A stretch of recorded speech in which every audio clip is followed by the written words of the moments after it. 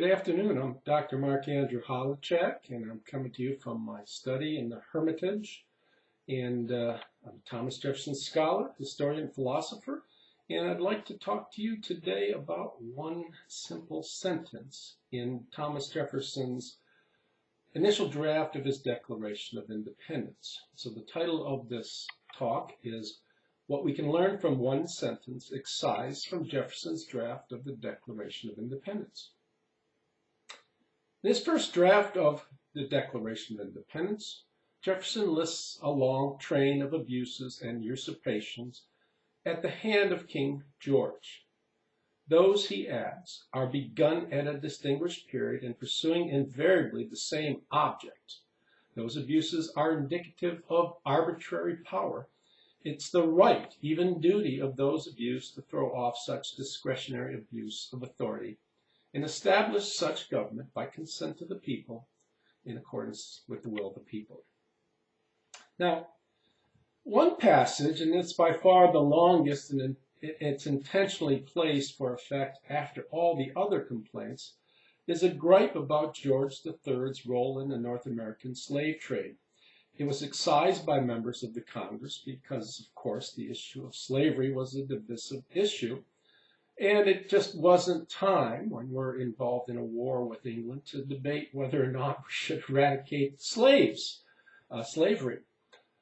Yet the passage is of tremendous importance to scholars of Jefferson because it tells us much about his thinking on slavery at the time of the composition of the Declaration.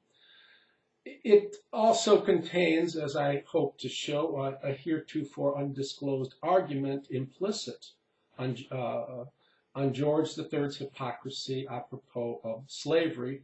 And that argument has implications as well for the hypocrisy of the colonists. The abuses Jefferson limns in his draft of the Declaration are many, at least 25 from my count. Some complaints, of course, are compound claims. And he lists last and devotes the most ink, 168 words, to introduction of slavery into the colonies. I read all 168 words here. He, George, has waged cruel war against human nature itself, violating its most sacred rights of life and liberty in the persons of a distant people who never offended him, captivating and carrying them into slavery in another hemisphere, or to incur miserable death in their transport thither. This piratical warfare, this opprobrium of infidel powers, is the warfare of the Christian king of Great Britain, determined to keep open a market where men, and he capitalizes men, capital M-E-N, should be bought and sold. He has prostituted his negative for suppressing every legislative attempt to prohibit or to restrain this execrable commerce, and that this assemblage of horrors might want no fact of distinguished dye, he is now exciting these very people to rise in arms among us and to purchase that liberty of which he has deprived them, and murdering the people upon whom he also obtruded them, thus paying off former crimes committed against the liberties of one people with crimes which he urges them to commit against the lives of another. Now, there are several things worth noting in this lengthy passage that was excised by Congress.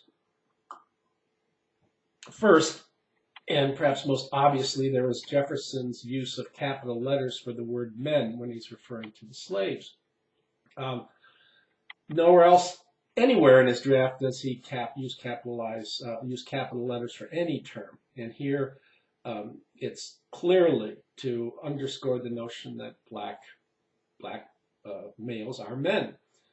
Now that shows philosophically and unequivocally that Jefferson considered blacks as men, not as chattel, and that argues decisively against the naive view articulated by many in the secondary literature that the Declaration was not meant to include blacks.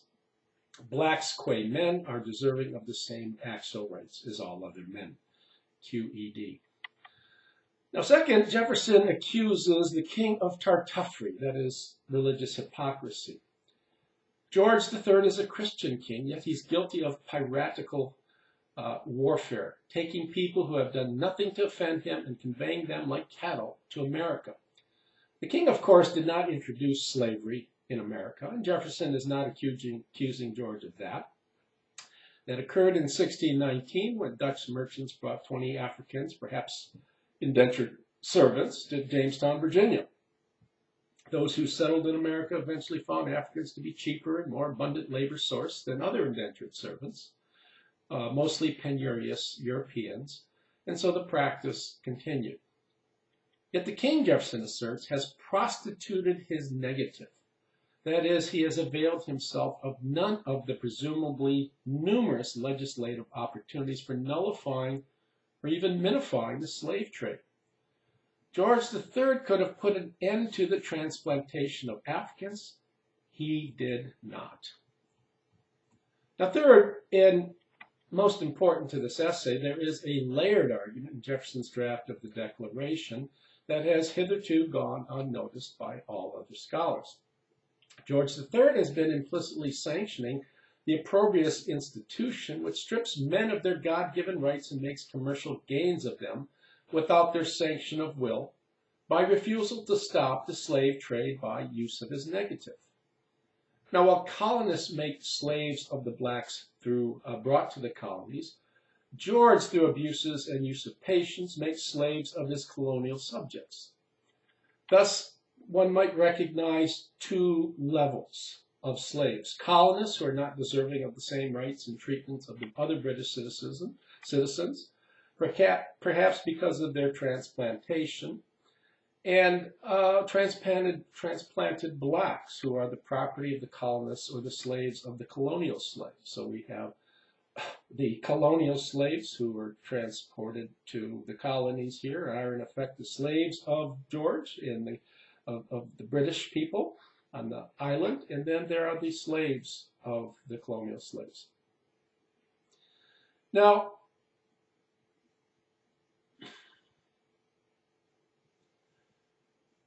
Jefferson might have had in mind two notions here. One, introduction of slavery as a means of keeping the colonists preoccupied with slaves so that they'll not see that George is making slaves of them.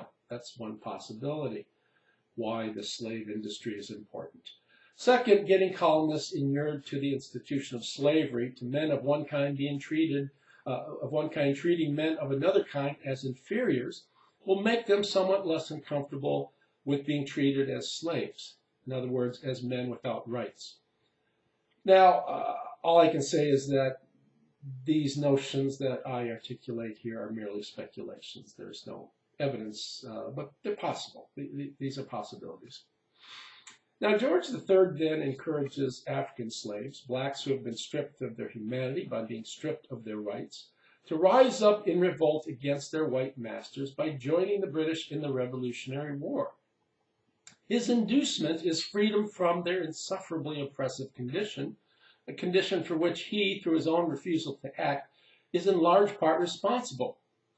Nonetheless, by the same argument, the colonists, stripped of their humanity by being stripped of their rights, are entitled to rise up against the king, as George III is implicitly sanctioning a generic argument that any people stripped of their rights have a right to revolt. Thus, the king himself is thereby sanctioning, at least implicitly, the colonist revolution. Now, in giving birth to the layered argument in the passage and in underscoring the king's tartuffery, Jefferson must have often reflected on the hypocrisy of the colonists who had taken in the transported blacks and accepted them as slaves. That the king might be responsible for the transplantation of slaves to the continent does not exculpate colonists for continuing enslavement. A person knowing certain goods to be stolen and accepting them as a gift is equally guilty and deserving of inculpation, as is the stealer.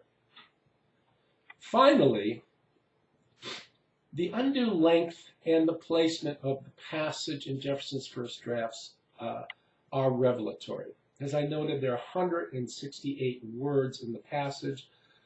No other agreement comes even near to it in length. Now that argues for the strength of Jefferson's conviction that slavery is opprobrious. Moreover, that Jefferson positions the lengthy grievance in the last place is indicative that he considers the grievance to be his coup de grace. Those things noted, there is something strained in the passage. Now, Carl Becker, in his book, The Declaration of Independence, writes, the passage, he's talking about the Excised passage, the passage is clear, precise, carefully balanced. It employs the most tremendous words: murder, piratical warfare, prostituted, and miserable death. But in spite of every effort, the passage somehow leaves us cold. It is calm and quiescent, adds Becker, lacking in warmth and fails to move us. Readers get a sense of labored effort, that is, of deliberate striving for an effect does not come. Becker, I think, is right, but he fails to recognize the reason why the passage leaves us cold, and that's the hypocrisy of the colonists, and Jefferson included here. He blames the king of sanctioning slavery by not stopping the exportation of slaves to America, but Jefferson nowise addresses the issue of the colonists freed blacks among them, putting transmigrated blacks to work as slaves. The guilt here must be shared. Now, Jefferson's anti-slavery passage, we know, was excised by Congress, so it doesn't appear in the Declaration of Independence as it comes down to us today. The reason was certainly that slavery, widely practiced in the South, was a divisive issue, and the Declaration of Independence was to be a pronouncement about which all states would be in agreement. Now, inclusion of a lengthy grievance, Jefferson should have seen, would have been reason for large dissension among members of Congress that would have led to unneeded controversy. The moment was chaotic, and dissension needed to be eschewed at all costs. Now, Jefferson expressed contempt that the excised passage was not included in the final draft. He said in Notes on the Continental Congress, the clause reprobating enslaving the inhabitants of Africa was struck out in complaisance to South Carolina and Georgia, who had never attempted to restrain the importation of slaves, and who, on the contrary, still wished to continue it. Our northern brethren also, I believe, felt a little tender under those censures, for though their people have very few slaves themselves, yet they have been pretty considerable carriers of them to us. And note here, Jefferson is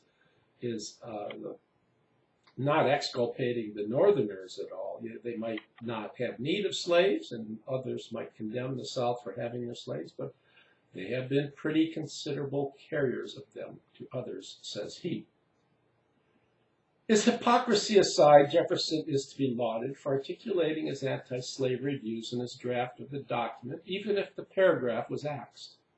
By doing so, he was sticking out his neck, so to speak, by placing himself at odds with most others from the South, his own state especially, on slavery. The passage did reach the hands of others in the Congress, and Jefferson's opposition to slavery became widely known by members. In that regard, the excised passage was not then without effect, and ought not now to be without effect. Yet today's scholars often conveniently overlook the risk that Jefferson was taking in crafting the passage. I hope you liked this presentation. If you're interested in reading Jefferson's draft, I have here my book. Get this in here. It's called The Scholars, Thomas Jefferson, Vital Writings of a Vital American by Cambridge Scholars. That came out in 2021. It contains writings, Jefferson's most important political writings, his most important moral and religious writings, his most important educational writings, as well as a final section called Collectanea, just a collection of things, which a sort of encyclopedia as well of Jeffersonian terms from various letters and writings as well. So I hope you enjoyed the talk, and please email me at mholowchak, MHOLOWCHAK, at hotmail.com if you'd like me to come speak at your business or your educational institution. And please visit my Facebook page. It's Thomas Jefferson, Bring Him Home to Monticello. I include a quote for Jefferson for every day, and it's filled with lively discussion on the abuses of Jefferson's legacy at Monticello and elsewhere. enjoy. Thank you.